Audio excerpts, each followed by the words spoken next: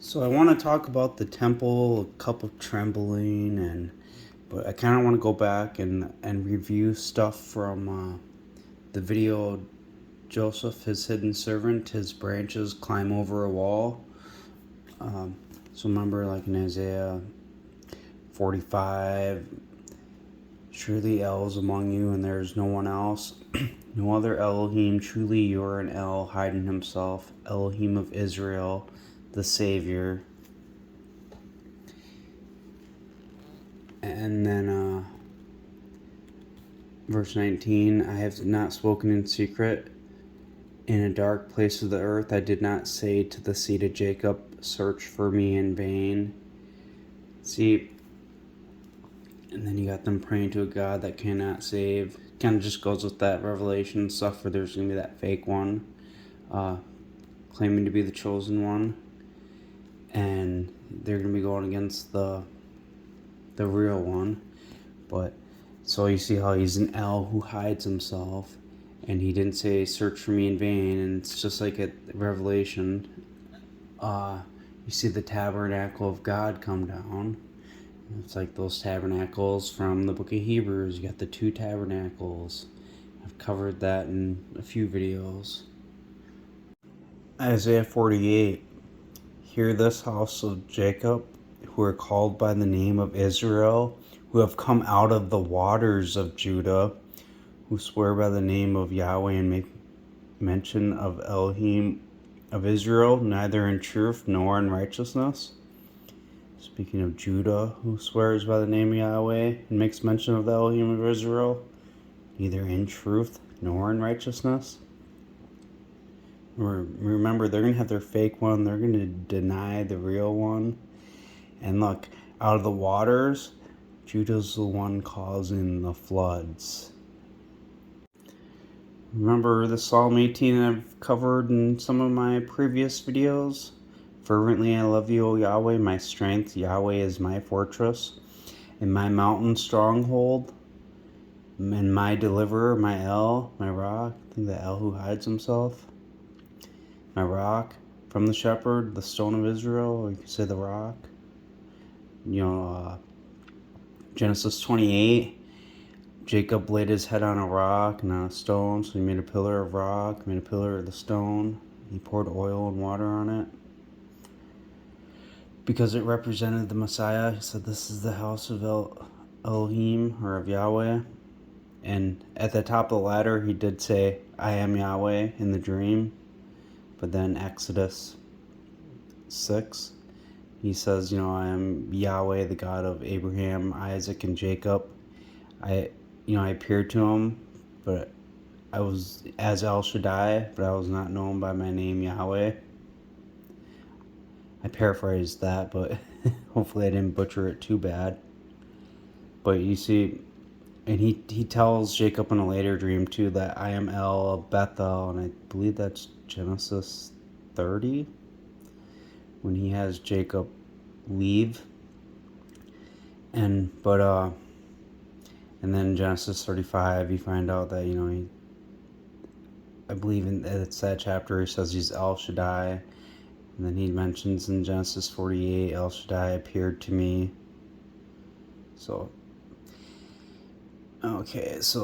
whom I will flee for refuge, my shield and my horn of my salvation, my high tower.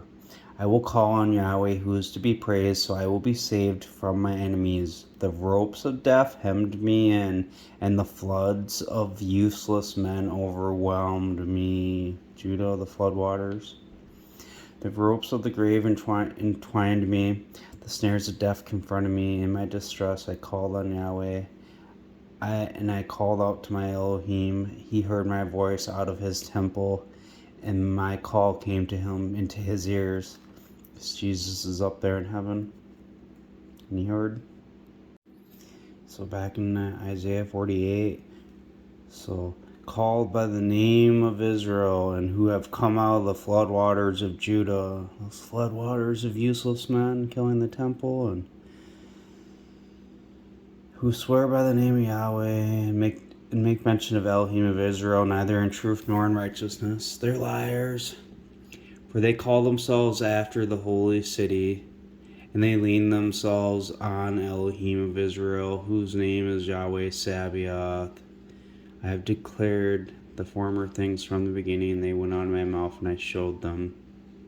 Genesis 49, verse 8. Judah, your brothers will praise you. Your hand will be on the neck of your enemies.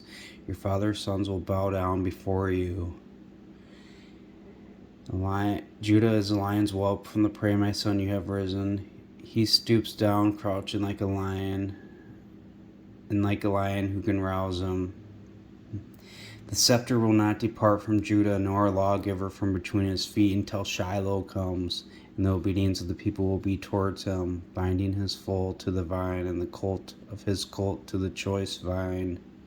Then bind up the sacrifice. But he washes his garments in wine, and his clothes in the blood of grapes. His eyes will be sparkling with wine, and his teeth white with milk. But think, though, the scepter or the lawgiver won't depart from his feet until Shiloh comes. Shiloh is where the Ark of the Covenant was put. And if you know about the mercy seat, the Ark of the Covenant, being in Shiloh. So it's more allegory how they're saying when Shiloh comes. Because it sounds like, oh, that must be the Messiah and the blessed one. And then you see Joseph as a fruitful bough, his branches climb over a wall. And, we read that in my Joseph video, his hidden servant. But from Raha, the stone of Israel. Raha, Ibn of Israel. So from the shepherd, the stone of Israel. And he gets all these blessings, the fullness. And they will be on the head of Joseph and on the crown of the head of him who was separated from his brothers. See, they call themselves after the holy city because they lie and say they got the birthright. And, everyone reads, oh, Jesus, the Lion of the tribe of Judah. That's a lie.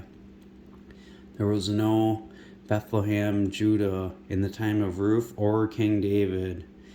Rehoboam, King David's grandson, built defense cities in Judah, Bethlehem being one of them.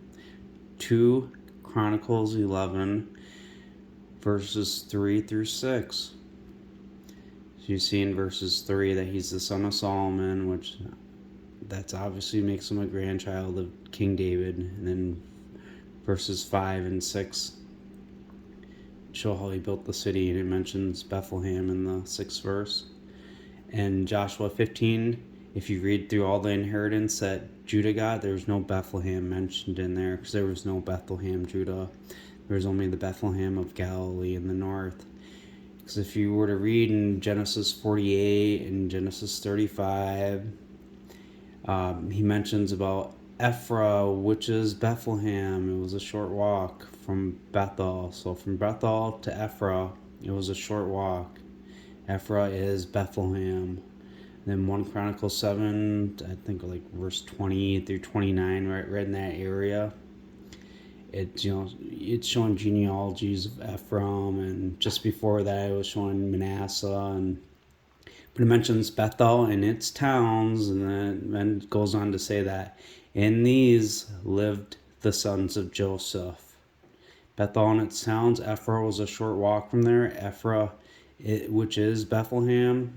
So it's saying that Bethel is a short walk to Ephraim. It could be saying Bethel is a short walk to Bethlehem. So when you see the Ephrathite and Bethlehemite, it's the same thing. So I have declared the former things from the beginning, and they went out of my mouth, and I showed them. I acted suddenly, and they came to pass, because I knew that you were abstinent, and your neck is iron sinew, and your bra is bronze. Even from the beginning, I have declared it to you before it came to pass. I showed it to you in case you should say, my idol performed it, and my engraved image and my molten image commanded it.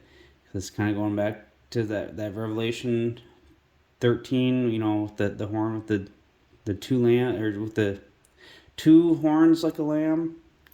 So that other beast having the 2 horns like a lamb, doing that fake resurrection and death. And you can also say that idol being that not Jesus, but him as a tribe of Judah when he's literally from the house of Joseph. King David is from Ephraim.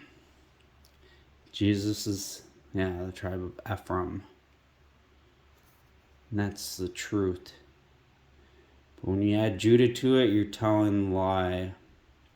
Because when they do their fake resurrection and death, but they're going to have a fake little Jesus image come out. He might even say, I'm the Lion of the tribe of Judah, and say, oh, this is my servant. And they'll fool many, and then they'll deny the holy city, that Shiloh. It's just like in Revelation 11, it talks about measure the temple, and it says the holy city will be trampled under. Revelation 11, and a reed like a scepter was given to me with his saying, rise up and measure the sanctuary of God. And we could say the temple of God, same difference. And the altar and those worshiping in it, but exclude the court outside the sanctuary and do not measure it. Because it is given up to the nations, and they will trample the holy city underfoot for 42 months. And I will give authority to my 2 witnesses, and they will prophesy for 1260 days, clothed in sackcloth. See that, like that Amos 8, the sun going down at noon, and baldness in every head, and sackcloth on all the loins, and mourning for one like they mourn for the only son. It's that Shiloh, that holy city. They're going to be denying him. It's the trampling them underfoot for 42 months. Why they're going to be here for that 1260 days, proclaiming them. That's why, it mentions that, they died where also our Lord was crucified, and their corpses will lie on the street of the mighty city. So, back in Isaiah 48, so you have heard the closely into all this, and will you not declare it? I have shown you new things from this time, hidden things, and you did not know them. They are created now and not from the beginning, even before the day when you did not hear them, in case you should say, of course I knew them. Surely you did not hear, surely you did not know, surely from that time that your ear was not open, for I knew that you would deal treacherously, and you were called a rebel from the womb. Remember, so who come out of the waters of Judah, those ones who swear by the name of Yahweh and make mention of the Elohim of Israel, neither in truth nor in righteousness.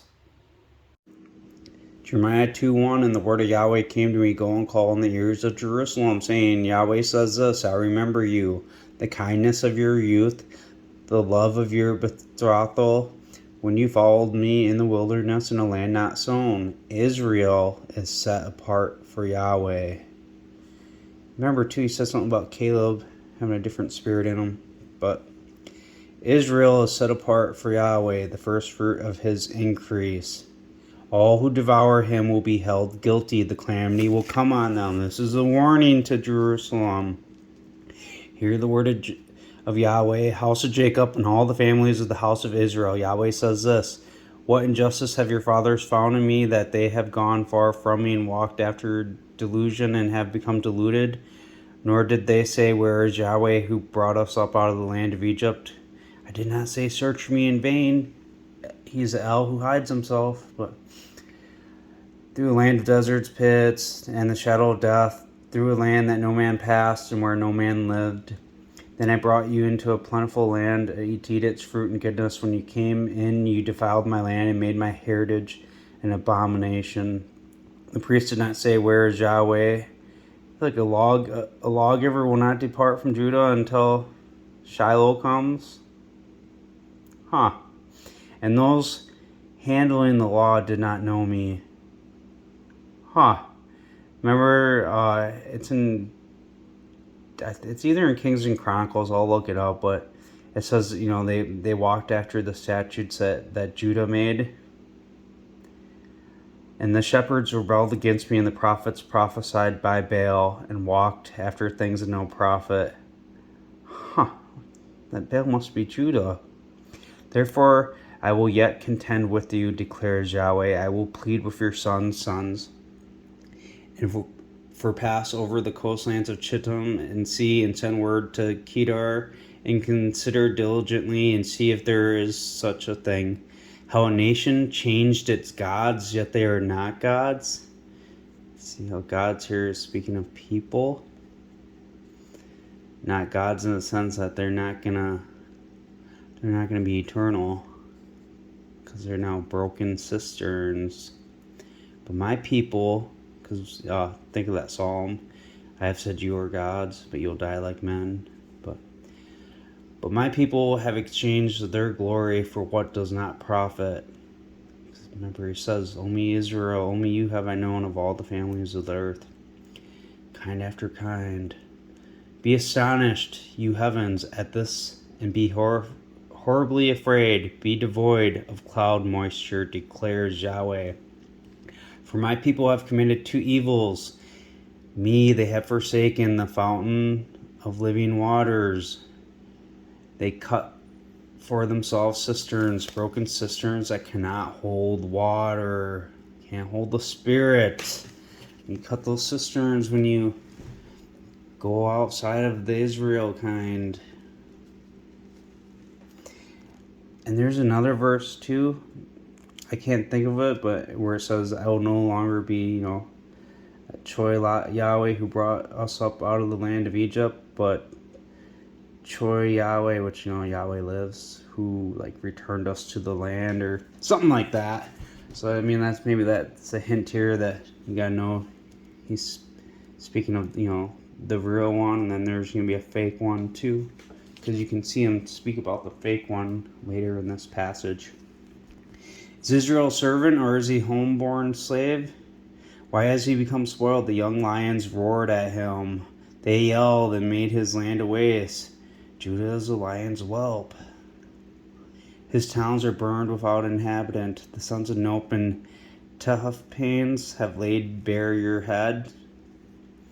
Have you not procured this for yourself, in that you have forsaken Yahweh your Elohim when he led you by the way? And why do you now take the road to Egypt and drink the waters of Sihor? And why do you take the road to Assyria? Thinking Hosea speaks about Egypt and Assyria. You even can read it in Isaiah too. To drink the waters of the river. Think those flood waters, the different people, they're drinking from it. Cutting broken cisterns. Mixing the seed. Your own wickedness will correct you, and your rebellions will reprove you. Know therefore and see that it is evil and a bitter thing that you have forsaken Yahweh your Elohim. And the dread of me is not in you, declares Adonai Yahweh Sabaoth. For long ago I broke your yoke, I burst your bands, and you said, I will not transgress. When on every high hill and under every green tree you laid yourself down, playing the harlot, those floodwaters of Judah. But yeah, I planted you as a choice vine, a holy right seed. And yeah, he did come out of the original patriarchs from Jacob. Judah was one of them, but then he took a Canaanite wife. How then have you turned into a degenerative plant of a vine alien to me? For although you wash yourselves with potash and you use large quantity of soap, your iniquity is stained before me, declares Adonai Yahweh. How can you say, I am not defiled, I have not gone after Baals? It's anyone that mixes the seed. See your way in the valley, understand what you have done. You are a swift dromedary, entangling her ways, a wild donkey used in the wilderness, snuffing up at the wind at her pleasure. In her time of mating, who can turn her away? All those who look for her will not weary themselves. In her mouth they will find her. Without your foot from being unshod, and your throat from thirst. But you said it is hopeless. No, for I have loved foreigners, and I will go after them. Make broken cisterns. As a thief is ashamed when he is discovered, so is the house of Israel ashamed. They, their kings, their rulers, their priests, and their prophets, seen to a tree, You are my father, and to a stone you have fathered me. I think they're going to do their fake one. They're going to have do that fake resurrection. That image is going to come down. Likely it's probably one of Jesus saying that he's of Judah, and lies. For they have turned their back to me and not their face. Who come out of the waters of Judah, who swear by my name of Yahweh and make mention of Elohim of Israel, neither in truth nor in righteousness. In case you say, my idol performed it, and my engraved image and my molten image commanded them. But, boom. They're fakers. But in the time of their trouble, they will say, rise up and save us. So they're fake ones, that tree and stone. There's no breath in it whatsoever. Habakkuk 2. But where are your gods you have made for yourself? Let them rise up if they can save you in the time of your evil. For the number of your towns are like the number of your gods, Judah. And that's, peoples. Why will you plead with me? You all have transgressed against me, declares Yahweh. In vain I struck your sons. They received no correction. I have something in Hebrews 12 about bastards not receiving correction. Your own sword has devoured your prophets like a destroying lion. 1 Peter 5:8, the adversary, the devil, roams around like a destroying lion, seeking who he can destroy. O you generation, O you race, speaking of Judah, perceive the word of Yahweh. Have I been a wilderness to Israel, a land of darkness? Well, yeah, because they're not Yahweh in a sense, but Judah being it, because he took over the word. So, Yahweh is light, and he hasn't been a darkness to them, but Judah covering the land, they're the darkness. Why do my people say we roam around, we will come to you no more? That's speaking of Judah, they're the ones saying we roam around, they're like a destroying lion. 1 Peter 5:8. Can a virgin forget her ornaments, or a bride her attire? Yet my people have forgotten me for days without number. Why do you ornament your way to look for love? For this reason you have even taught your ways to wicked women, and on your skirts is found the blood of the lives of helpless innocent people. Speaking of Judah, and I have not found it by searching, but it is on all these skirts. Yet because you say, I am innocent, surely his anger will turn from me. As you will see, I will enter into judgment with you, because you say, I have not sinned. Yet her treacherous sister Judah did not fear. Treacherous Judah. This is Jeremiah 3. And then get to verse 11. Yahweh said to me, rebellious Israel has justified herself more than treacherous Judah. Go and proclaim these words towards the north, and say, submit backsliding Israel. The north is where the Israelites were. Judah is in the south. Judah's treacherous. Israel's rebellious. Judah taught their ways to wicked women. You have even taught your ways to wicked women. For I knew that you would deal treacherously, back in that Isaiah 48. Treacherous sister Judah. But for the sake of my name, I will defer my anger. For my praise, I will restrain it from you, so that I do not cut you off. See, I have refined you. And speaking of the house of Jacob there. In Jeremiah 6, Yahweh says, verse 22, watch now, a people is coming from the country of the north. A mighty nation will be stirred up from the remote parts of the earth. They will hold a bow and spear. They are cruel and have no mercy. The voice will roar like the sea, and they ride on horses set in formation as men for war against you, daughter of Zion. Look in chapter 1. Verse 13, and I see a boiling cauldron, and its face is from the north. Then Yahweh said to me, out of the north country calamity will break out over the inhabitants of the land, for as you will see, I will call all the families of the kingdoms of the north. This is that rising up, the hidden servant raising them up, gathering them back to the land, declares Yahweh. And they will come, and each one of them will set up his throne at the entrance of the gates of Jerusalem, and against all its walls, all the way around, and against all the towns of Judah, Concerning all their wickedness, I will utter judgments against those who have forsaken me and burned incense to other gods and worshipped the works of their own hands. So, those people, the daughter of my people here, put on sackcloth, roll in ashes. A mourning as for an only son, make for yourselves a mourning and barrenness. Suddenly there will come the destroyer against us. So we have heard the report, our hands grow feeble. And they have taken hold of us as pain like a woman in childbirth. Do not go into the field nor walk in the road because of the sword of the enemy. Terrors all around, daughter of my people. Because see, he's going to have people come from the north against him because, they're going to be plowing the field, killing the Israelites that believe in Ephraim. And as a watchtower, I have set you among my people, a fortress, so that you might know and test their way. All of them have turned aside. They are stubborn, walking as slanderers, bronze and iron, all of them. Those sinew, iron, sinews, and bronze, Isaiah 48. All of them, they are corrupt. The bellows from the fire blow fiercely. Lead is consumed by the fire. The refiner refines in vain. They don't receive correction, Jeremiah 2. For the evil is not separated. They made those broken cisterns. They will call them reprobate silver because Yahweh has rejected them. Back in Isaiah 48. So I will defer my anger and my praise. I will restrain it from you so that I do not cut you off. See, I have refined you, but not with silver. I have chosen you in the furnace of affliction. Remember, there's some reprobate silver like Judah and more, but for my own sake and for my own sake, I will perform it. For why should it be polluted? I will not give it to another, my magnificent splendor. Listen to me, Jacob and Israel, my people.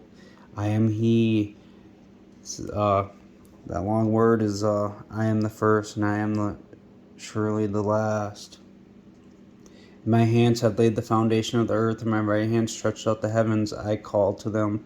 Let them stand together. All you assemble yourselves and hear. Who among them has declared these things?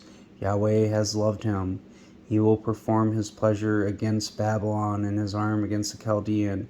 And if you're reading like Jeremiah 49, 50, 51, but he ends up sending the archers all around her walls when he comes back from the north. And then we see that boiling cauldron in the north being around Jerusalem and Judah and its towns. So we get how they're Babylon. I have spoken, yes, I have called him. I brought him, and his ways will prosper. Come near to me, hear this. I have not spoken in secret from the beginning, from the time when it was. There I am. Now Adonai Yahweh has sent me in his spirit. Think in that 1 Corinthians 15, is it like 24 through 28, somewhere right around there, but it talks about Jesus stepping down to him who is God and Father, because El is the El who hides himself.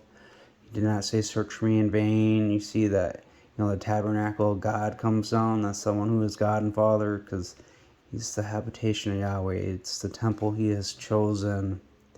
Yahweh, your Redeemer, HaKodesh of Israel, the Holy One of Israel, says this: I am Yahweh, your Elohim, who teaches you to profit, who leads you by the way you should go. Oh, that you had listened to my commandments, then your shalom would have been like a river, and your righteousness like the waves of the seas, and your seed would have been like the sand, and the offspring of your body like grains of sand. His name would not have been cut off nor destroyed from before me. Judah, go out of Babylon, flee from the Chaldeans. The voice of singing declares, tell this, utter to the ends of the earth. Say, Yahweh has redeemed his servant Jacob. They did not thirst when he led them through the deserts. He caused waters to flow out of the rock for them, and he cut open the rock, and waters gushed out. There is no shalom, declares Yahweh, for the lawless. So it's more type and shadows to the floods, and then that rock, from the shepherd, the son of Israel, Joseph. But he's that hidden servant. If you watch that hidden servant video, you find out this is that hidden one. He's the one that's gonna bring them all back, gather them back. Watch my video. The Joseph, his hidden servant, his branches climb over a wall. I cover this chapter and more in that. Isaiah 50, Yahweh says this, where is this bill of your mother's divorce? She whom I have put away. A treacherous sister, because, he calls to the land of the north, submit, come back, Or which of my creditors is it to whom I have sold you? The ones he says to submit, come back, the creditors. Judah, they're those bankers with their neck around, their hands around the neck of their enemies, which are the Israelites. Indeed, for your iniquities you have sold yourself, and for your transgression your mother has been put away. She teaches her ways to wicked women, and our sins cause these things to come on us. So, why, when I came, when I called, nobody answers. My hand shortened at all, so that I was unable to redeem, so that I have no power to deliver. Indeed, at my rebuke I dry up the sea. I make rivers a wilderness. Their fish stink, because there is no water, and they die for thirst. I clothe the heavens with blackness, and I make sackcloth their covering. Think the smoke of their torment, rising up from when the bulls come back and they do the killing, and that raises the smoke up, covering the stars and all that. So Adonai Yahweh has given me the tongue of the learned, so that I should know how to speak a word in season to him who is weary. He awakens me morning by morning. He awakens my ear to hear as like the learned do. Adonai Yahweh has opened my ear, and I was not rebellious, nor did I turn back. I gave my back to the strikers, and my cheeks to those who plucked my beard. And I did not hide my face from shame and spitting. For Adonai Yahweh has helped me, so I will not be confounded. So I have set my face like flint, and I know that I will not be ashamed. He who justifies is near. Mark 15:34. In the ninth hour Jesus called out with a loud voice, saying, Eloi, Eloi, lema sabachthani. I can't even really say that word, but which being translated is, my God, why have you forsaken me? And that's that Psalm 22. And some of those standing nearby hearing said, look, he's calling out to Elijah. And somebody ran up to him with a silk sponge full of vinegar, put a reed on it, and he was giving it to him to drink, saying, let him be. Let's see if Elijah comes to take him down. And Jesus uttered one loud cry, and he breathed out his last. The veil of the temple was torn in two. And you always see, too, how the being behind the veil and stuff from Hebrews. But if you were to go into like Luke and Matthew and John, you read all the crucifixion passages, you end up you see that my God part, and then you see it is finished, and that's like the end of that psalm. So in the my God, why have you forsaken me is the beginning of it. Well, around the middle of that psalm, it says, I will declare your name in the ecclesia. Speaking about that Elijah one to come. Because see, Hebrews 2 speaks about one, be given dominion, and it says not yet, though, do we see it, but we do see, Jesus, and it said how he is gonna, make perfect the author of the salvation. Then it ends up quoting from that Psalm 22, that verse saying, I will declare your name in the ecclesia. Because when you study out the whole crucifixion thing, it's obvious that Jesus was saying this whole psalm out loud.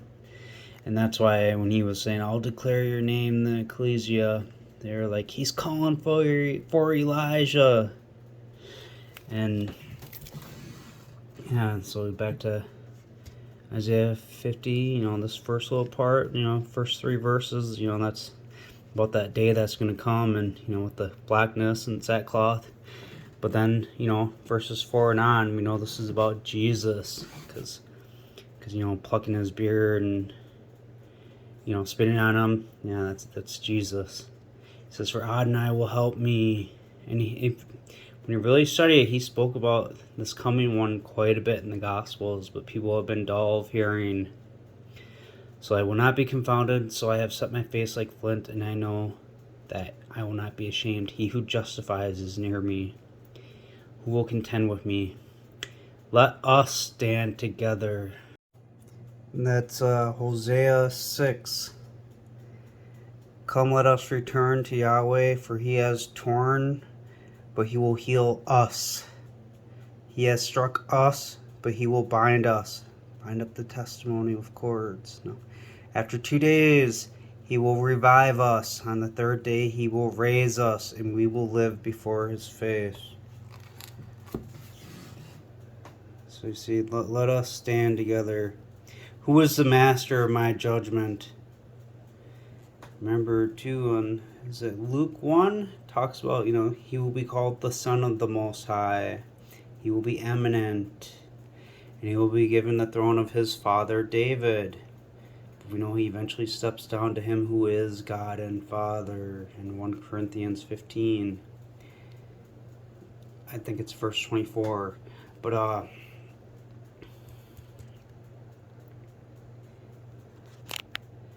let him come near to me. And that Psalm 18, that Elion comes down, that's the Most High. So that's why he's like, the Son of the Most High. And then at the end of that Mark 15, that part we read, they end up saying, truly, this is the Son of God. And we know that one from the anointed one from the Hosea 7, 8, 9, talks about bringing his sons out to the murderer and stuff. And they say the sons in relation to that, he's going to be king. So they're his sons. And Jesus is king right now, but he's stepping down after this one's raised. But he's going to come back in the battle too, though, during this day. Because you see the 4 stones come down. So, indeed, Adonai Yahweh will help me. It's like that Psalm 110. The voice of Yahweh said to my Lord, said to Jesus, sit at my right hand till I make your enemies a footstool for your feet. And it mentions later, Adonai is at your right hand. He will strike through, your enemies, subdue their heads and all that. Who is he who will prove me lawless? See now, they will all grow old. Like a garment, the moth will devour them. Look at that. That takes us right back to Hosea chapter 6. For I am like a moth to Ephraim, and as rottenness to the house of Judah. When Ephraim saw his sickness and Judah his wound, then Ephraim went to the Syrian and sent word to King Jareb. Yet he could not heal you nor cure you of your wound, Judah. So Ephraim is the anointed one among the peoples, the cake not turned. He's that burnt offering. And Yahweh's like a moth to him. So that's where he's going to be his habitation, his temple. And that's why, that passage speaking about Jesus, he's saying, the moth will devour you. Because he's saying Adonai is with him and all that. He's speaking about the coming one. Isaiah 7:17. Yahweh will bring on you and on your people and on the house of your father days that have not risen since the day Ephraim turned aside from Judah, the king of Assyria. Judah, the king of Assyria. Judah, the king of Assyria. And look, we got the child, the virgin will be pregnant, and she'll call his name Emmanuel. And we got the son given. That's the other one. We got the 2 here. And then 9:21, Manasseh, Ephraim, and Ephraim, Manasseh. Together they will be against Judah. So you see Jesus getting his beard plucked out and all that. And he who justifies me is near, or who will contend with me. Let us stand together. Who is the master of my judgment? So the moth will devour them. Who among you reveres Yahweh? Who obeys the voice of his servant? Think the voice of Yahweh to my Lord, but who walks in darkness and has no light, let him trust in the name of Yahweh and depend on his Elohim. Those in darkness and no light are those in the church that believe Jesus is the tribe of Judah, and they won't listen to the truth. They're in darkness.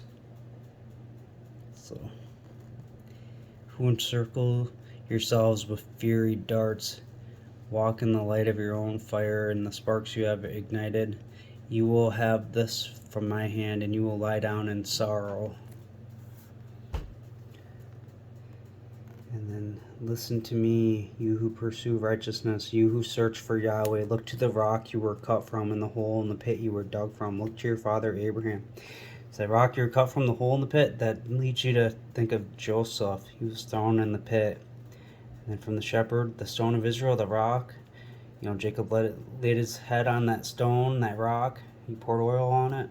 But this is having you go back to Genesis for that foundation.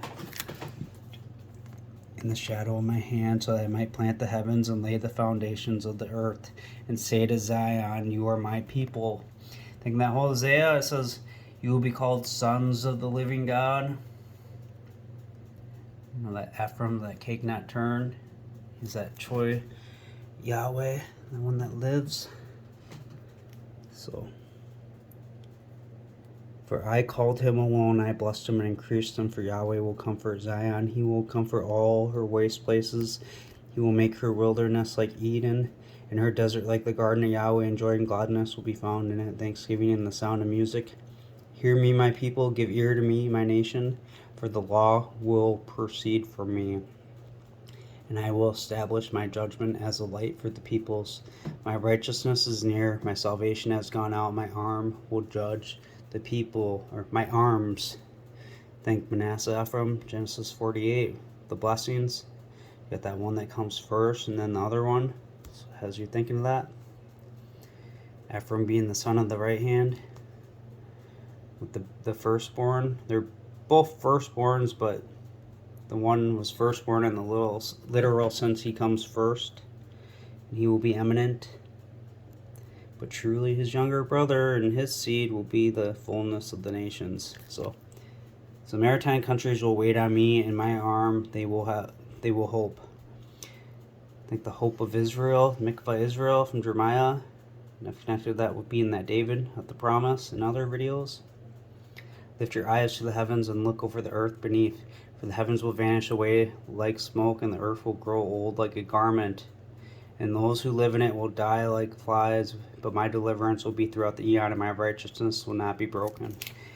It's going to come and take out a third of the dragon that takes a third of the stars, that gets them not believing the truth and fighting against them. They're going to be slaughtered, and that smoke's going to go up and cover the skies. It's allegory. The new earth, it's going to be a new kingdom. It's going to be under new rulership, under the Ephraim Christ. Listen to me, you knowers of righteousness, the people whose heart is my law, the ones that know him. I believe it's Jeremiah 33, I want to say.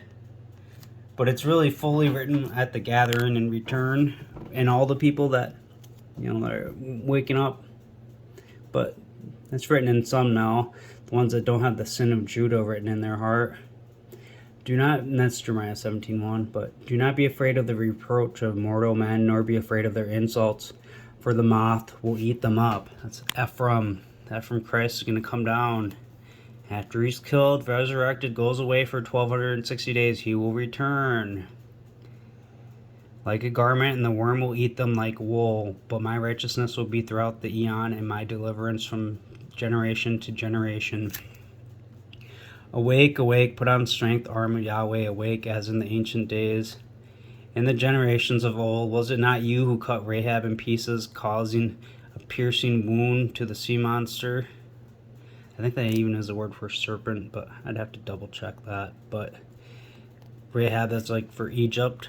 So it's kind of like, remember that Jeremiah 2, that, the Yahweh lives who brought you up out of Egypt. Was it not you who dried up the seas and the waters of the mighty deep, who made the depths of the sea a path for the redeemed to cross over, from Exodus? Therefore, the redeemed of Yahweh will return, and they will come to Zion with singing and enduring joy on their heads. I think that Song of Moses did it in another video. I think that's Exodus 15, but I think gladness and joy will overflow, sorrow and sighing will take flight.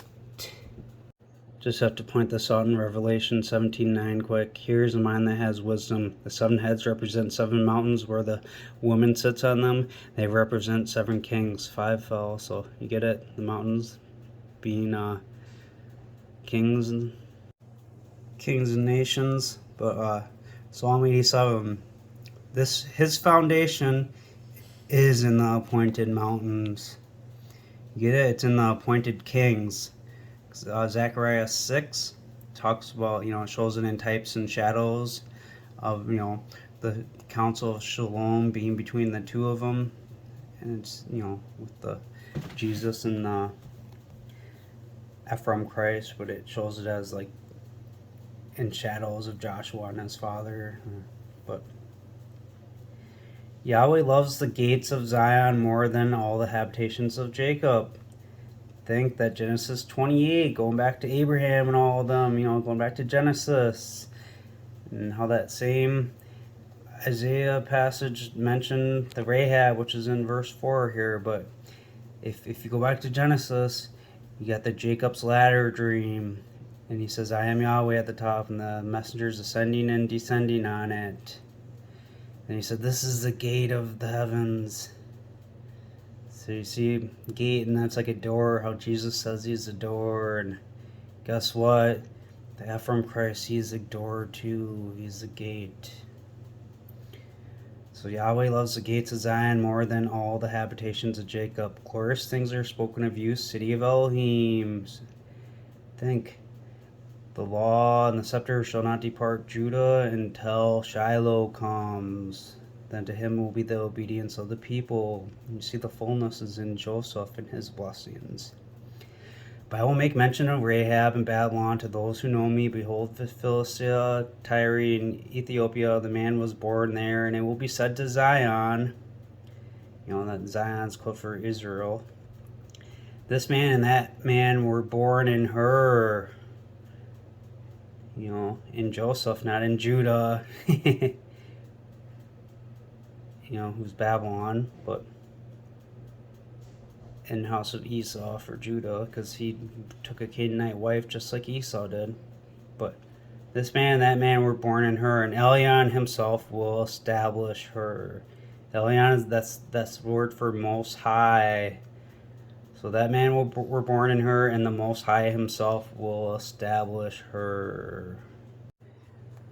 Luke 1:31, and as you will see, you will conceive in your womb, and you will give birth to a son, and you shall call his name Jesus. He will be eminent, and he will be called the Son of the Most High, the Son of Elyon. And the Lord God will give to him the governmental seat of his father David. Remember, Jesus eventually steps down to him who is God and Father. The blessings with the hands. Joseph said to his father, not so, my father, for this is the firstborn. Put your right hand in his head. And his father refused and said, I know, my son, I know. He, this is speaking of Jesus, will become a people, Christians. And he, Jesus, will be eminent, just like Luke said. He will be eminent. And he will be called the Son of the Most High. But truly his younger brother will be more eminent than him, and his seed will become... That's the word for fullness of the nations. A total translation blunder here to put multitude of the nations. They use the word for multitudes in Genesis 35, speaking of the promises. This is a different passage. It's not speaking of the same thing. Because this is the Christ blessings, because he took Ephraim and Manasseh. He said, Ephraim and Manasseh were born to you in the land of Egypt. They are mine. Like Reuben and Simeon, they are mine. And then he said, they will be called after the name of their brothers in their inheritance. Their brother is those people that, where he was said to him, be fruitful and multiply. I will make you a company of peoples. And those people are the ones where that first one comes, and he will become a people, Christians. So this company of people, Christians. And Ephraim and Manasseh being called after the name of their Christian brothers, those company of peoples, are called Christ.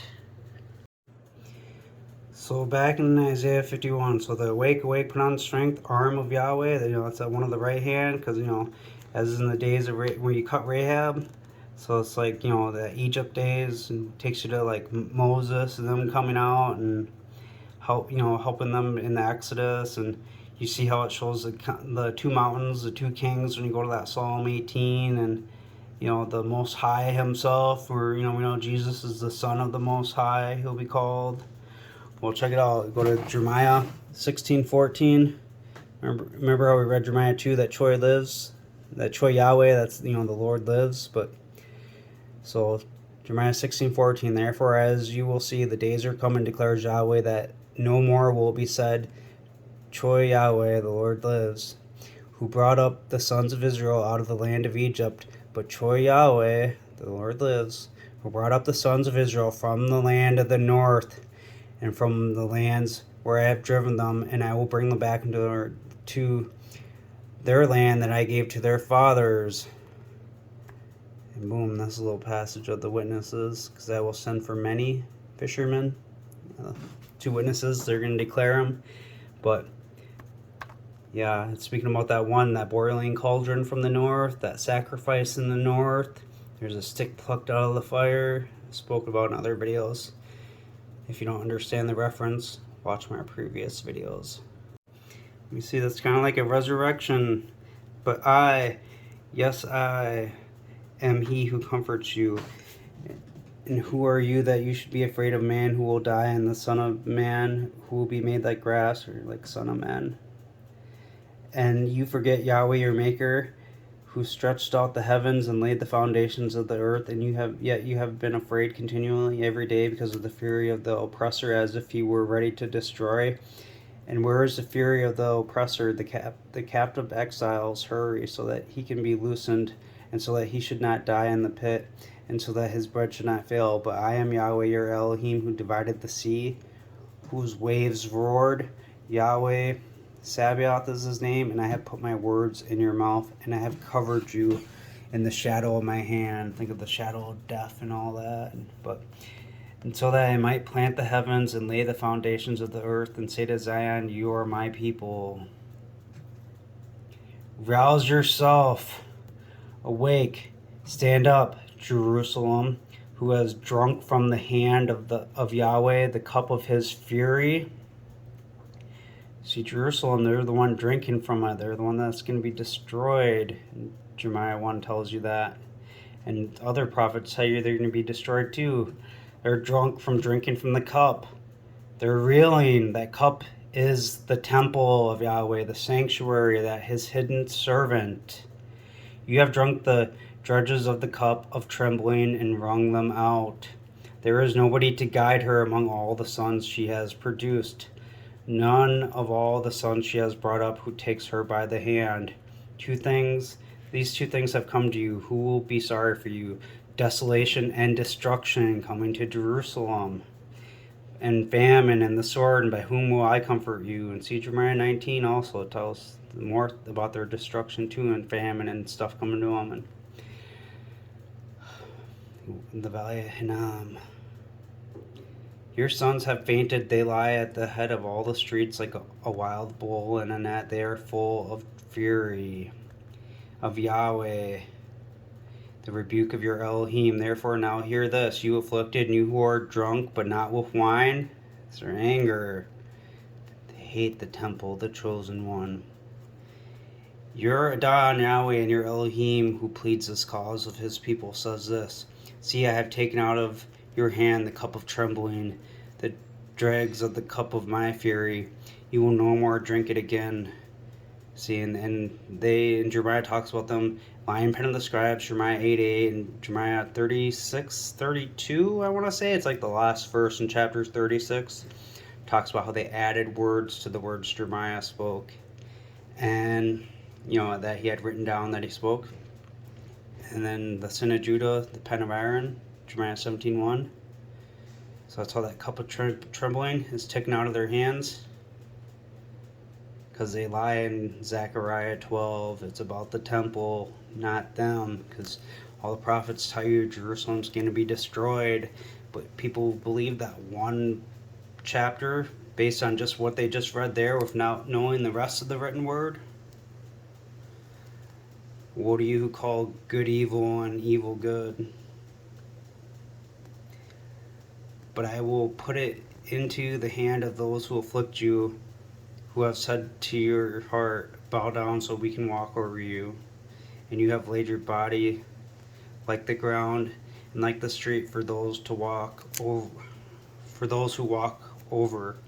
See, his body is that chosen one, the hidden servant. They're going to walk over him, trample him down, but he's going to come back and trample on them. Because the temple is the real cup of trembling, of reeling. Zechariah 12:2, as you will see, I will make the temple a cup of reeling to all people on every side. It will also, that temple, be so with Judah in the siege against Jerusalem. Remember, the archers line up around them. Jeremiah 1 and many other passages talk about their ruin coming. And it will come to pass in that day that I will make the temple a burdensome stone. See, I lay a precious cornerstone. You get it? And it's not it's not Jerusalem, it's the temple, it's the chosen one. For all people, all who burden themselves with it will be lacerated. Those ones that don't submit and listen to them. Even though all the people of the earth are gathered against it, in that day, declares Yahweh, I will strike every horse with panic and its rider with madness, and I will regard with favor the house of Ephraim, because it's the chosen one, speaking about, because he's the temple, and strike every horse of the people with blindness, and the governors of Jacob, or even Israel, however it was worded.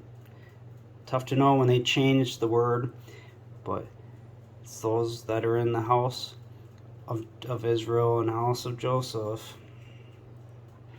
So they'll say in their heart, the inhabitants of the temple will be my strength, in Yahweh Sabaoth their Elohim. Because look, this whole book of Zechariah is talking about the coming one and the two witnesses, and look, and I lifted my eyes again and looked, and there was a man with a measuring line in his hand. And then I said, what are you going to measure? He said, to measure Jerusalem. No, to measure the sanctuary, measure the temple. You know, the people that are about to be gathered. Revelation 11, and I read, like a scepter was given to me, saying, rise up and measure the sanctuary of God, the temple of God, and the altar, and those worshiping in it.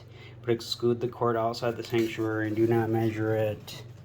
Because it was given up to the nations, and they will trample the holy city underfoot for 42 months. They're going to deny Ephraim. They had the sin of Judah is written in their hearts. They can't see beyond these lies. So the inhabitants of the temple, the ones that the temple was measured out, and they found out who believed in this one, and so the inhabitants of the temple will be my strength. The governors are saying. And in that day, I will make the governors of Jacob like a dish of fire in a wood pile, and like a torch of fire in the sheaf. And they will devour the peoples on every side, and on the right hand and on the left. And the temple will be inhabited again as in its own place.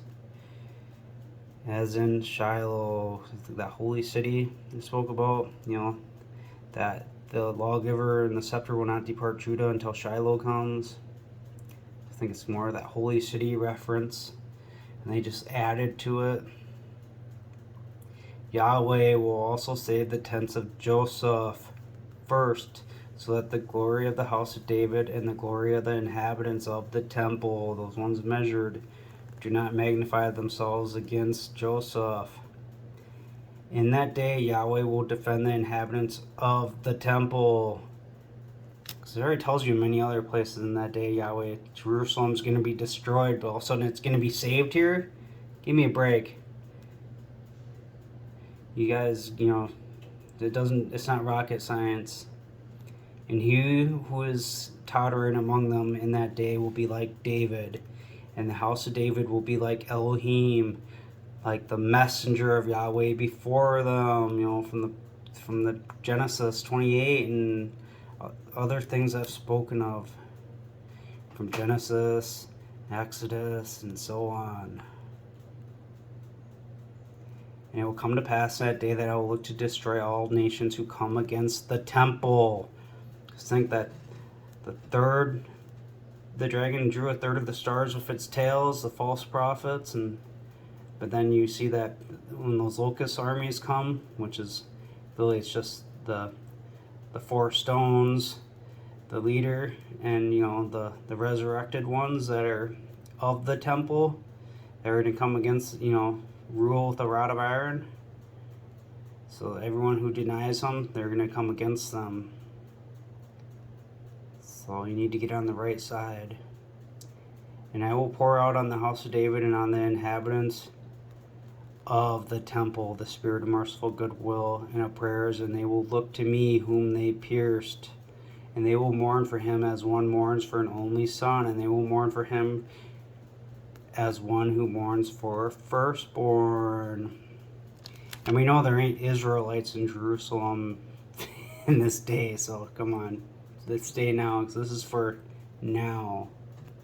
In that day there will be a ferocious wailing in Jerusalem, like the wailing of Hadad. And this would probably be the only time where it probably does say in Jerusalem, but it could still be temple, but because Jesus said all eyes will see him and they'll be wailing. He comes in the clouds, Revelation 1:7. Be watchful, he comes with the clouds, every eye will see him, and those who pierce him, and all the tribes of the land will wail over him. Jeremiah 25. Therefore Yahweh Sabaoth says this, because you have not heard my words, look, I will send word, and I will take all the families of the north, declares Yahweh, and Nebuchadnezzar, the king of Babylon, my servant, and I will bring them against the land and against the inhabitants, and against all those nations all around, and I will utterly destroy them and make them an astonishment, a hissing, and an age-long desolation. Oh, that's just like he says in chapter 19 of Jeremiah about making void the counsel of Judah, and there'd be an astonishment and a hissing, but age-long desolations. Furthermore, I will cause to perish from them the voice of joy, the voice of gladness, the voice of the bridegroom, and the voice of the bride, and the sound of the millstone, and the light of the lamp. Because they're in darkness. They're going to kill the Christ again. And this entire land will be a desolation and an astonishment, and these nations will serve the king of Babylon for 70 years. And it will come to pass when the 70 years are accomplished, and I will punish the king of Babylon and that nations. Think of Daniel. Jesus said, when you see the abomination of desolation spoken by Daniel, when asked about the last days, and you get to the book of Daniel, it talks about that anointing the most holy place. And it says, 77s are determined from the command to rebuild Jerusalem and all that. See this little connection? For their iniquity in the land of the Chaldeans. Where did we read that, huh? And I will turn it into age-long desolations, and I will bring on the land all my words that I have pronounced against it, and everything is written in this book that Jeremiah has prophesied against all the nations. For they will be the victims of many nations and great kings, and I will repay them in keeping with their deeds and keeping with the works of their hands. Give back to her as she in turn gave back to you, and repay her in proportions to her work, and the cup she has mixed double for her. That's Revelation 18. Just like we're reading, what repay her for her works.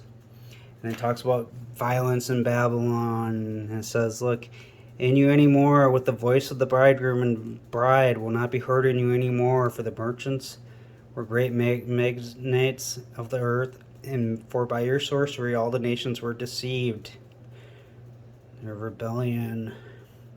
And in her was found blood of prophets and set apart people, and of all those murdered on the earth. Come on, it's about Jerusalem and Judah. For Yahweh Elohim of Israel said this to me, take the wine cup of this fury at my hand, the son of his right hand, and cause all the nations to whom I send you to drink it. And they will drink and reel about and become mad. Look, the temple will be a cup of reeling. And they try to say Jerusalem. Come on, Isaiah told you to take the cup out of their hand. They lied. So they'll reel about and become mad because of the sword that I send among them. And if you watch that hidden servant video, you see about the sword and those arrows and that sword polish. It's like, his word.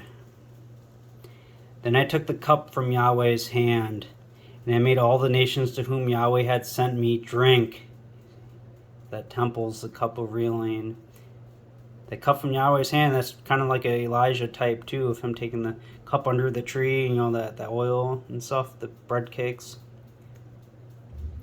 Jerusalem and the towns of Judah and her kings and her rulers, to make them a desolation and astonishment, a hissing and a curse, as it is this day. Therefore you shall say to them, Yahweh Sabaoth says this, Elohim of Israel, drink and be drunk and spew and fall and rise no more, because of the sword I will send among you. And it will come to pass that if they refuse to take a cup at your hand to drink, you shall say to them, Yahweh Sabaoth says this, you will certainly drink. For as you will see, I will begin to bring calamity on the city which is called by my name, and should you be held utterly guiltless, you will not be unpunished, for I will call for a sword on all the inhabitants of the land, declares Yahweh Sabaoth. There's a little connection with that Jeremiah 25 and Isaiah 34. So it talks about, their carcasses in the mountains will be melted with their blood. And it talks about, verse 6, Yahweh has a sacrifice in Basra. That's connected to the land of the north. I've spoken about that in other videos, because it says he's got a sacrifice in the land of the north, Jeremiah 46. And then it talks about where the waters of the Jordan will rise up, and that he will suddenly run away, and that he will rise up with eagle wings in Basra. And we know the connections that Basra is in the north. And the wild oxen will come down with them, the bullocks and the bulls, and their land will be drunk with blood, and their dust saturated with fat. And this is that Deuteronomy 33:17 prophecy, the firstborn bullock and his horns of the wild oxen, that transformation from the resurrection from a yoked animal destined to be slaughtered to a transformation to a more powerful one. For this is a day of vengeance of Yahweh, the year of recompense for the controversy of Zion. The controversy of Zion. And its streams will be turned into pitch, and its dust into brimstone, and its lands will become a burning pitch, and it will not be quenched day or night, and its smoke will go up throughout the eons. Smoke of their torment going up every day. But back in Jeremiah 25, so we're reading about that cup. Therefore prophesies against them all these words, and say to them, Yahweh will roar from on high, and utter his voice from his appointed habitation. It's going to be that Most High, huh? He will roar mightily against his fold. That other fold, huh? He will give a shout, like those who tread grapes, against all the inhabitants of the earth. Oh, like Isaiah, is it 63 or... Sorry if I got that chapter right, but you know what I'm talking about, where he comes on and treads. His garments are stained with blood, but a noise will come to the ends of the earth. That's them from the north, gathering them from the ends. A hidden servant does that too, for Yahweh has a controversy with the nations. He says Zion is called for Israel, and they're the nations. So the controversy of Zion, the controversy with the nations. He will judge all flesh, and he will give the lawless to the sword. Kind of like that Malachi 4:2, all lawlessness will be stubble. It's that fire and brimstone. Declares Yahweh Sabaoth. Declares Yahweh. Yahweh Sabaoth says this, see now evil will go out from nation to nation, and a terrible whirlwind will be stirred up from the uttermost parts of the earth. And the slain of Yahweh will be in that day from one end of the earth to the other end, and they will not be lamented, nor gathered, nor buried. They will be dung on the ground. And think that Deuteronomy 33:17 prophecy, because it mentions about his horns being the horns of the wild ox, and with them he will gore them to the ends of the earth. And then there's another connection here. Jeremiah 8. Bring out the bones of the kings of Judah, and the bones of the governors, bones of the priests, bones of the prophets, bones of the inhabitants of Jerusalem out of their graves. It will be spread before the sun and the moon and all the stars of array that they loved, which they have served, and after which they have walked, and they have sought, and which they have worshipped. Speaking of Judah, they will neither be gathered nor buried. They will be as dung on the face of the earth. And death will be chosen rather than life by all the rest of those who remain of this evil family. who remains in the places where I have driven them. Because, look, how can you say we are wise? The law of Yahweh is with us. Look, the lying pen of the scribes has certainly worked deceit.